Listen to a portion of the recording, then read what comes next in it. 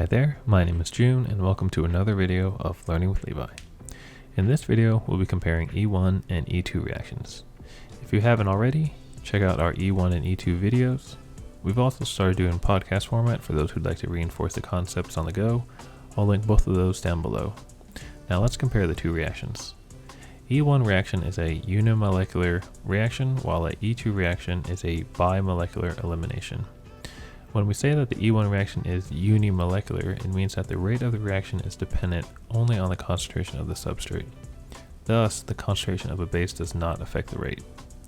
E2 reactions are bimolecular, and that means that the rate of the reaction is dependent on two reactants, the base and the substrate.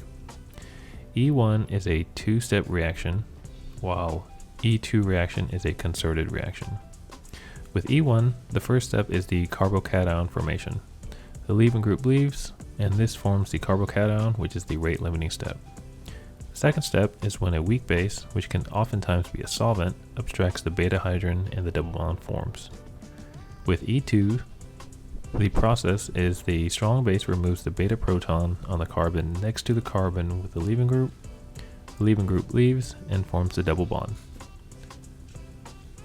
For E1 reactions, a strong base is not required, while in E2 reaction, a strong base is needed. Again, with the E1 reaction, the rate limiting step is the formation of a carbocation, and a base is not involved in the rate limiting step. Oftentimes, a weak base could be a alcohol or water. Now with E2 reactions, strong base is required for an E2 because a base is part of the rate limiting step. A strong base will accept the beta proton adjacent to the carbon with the leaving group, the double bond forms, and the leaving group leaves. Now for both E1 and E2 reactions, they prefer a tertiary substrate over a secondary substrate over a primary substrate. For E1 reactions, the more substituted the carbocation, the more stable it is through inductive effects and hyperconjugation. Primary substrates will not go through E1 due to the instability of the primary carbocation. For E2 reactions, the more substituted substrate, the more stable the alkene is, which is also known as the Zaitsev's product.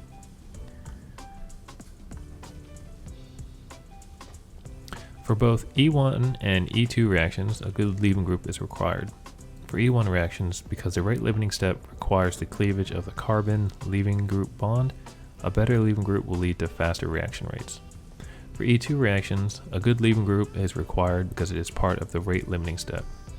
Being that E2 reactions are bimolecular, they depend on the concentration of the substrate and the base.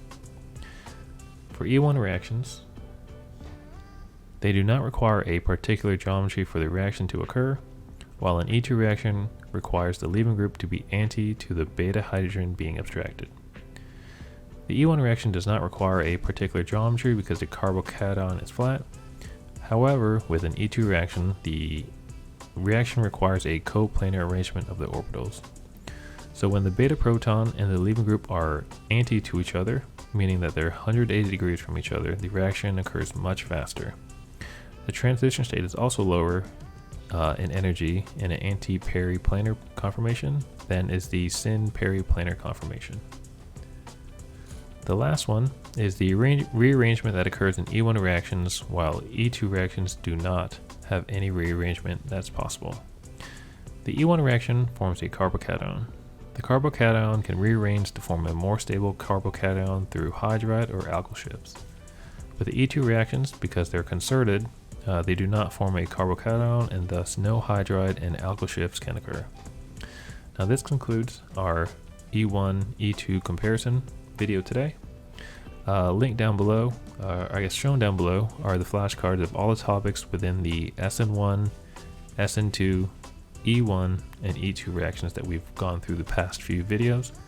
If you are interested in that, I'll link those down below.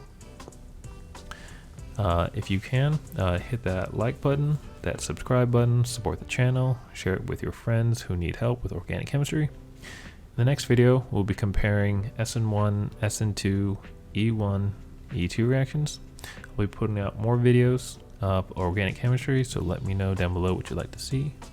Social media links will be down below, and as always, remember, you gotta go.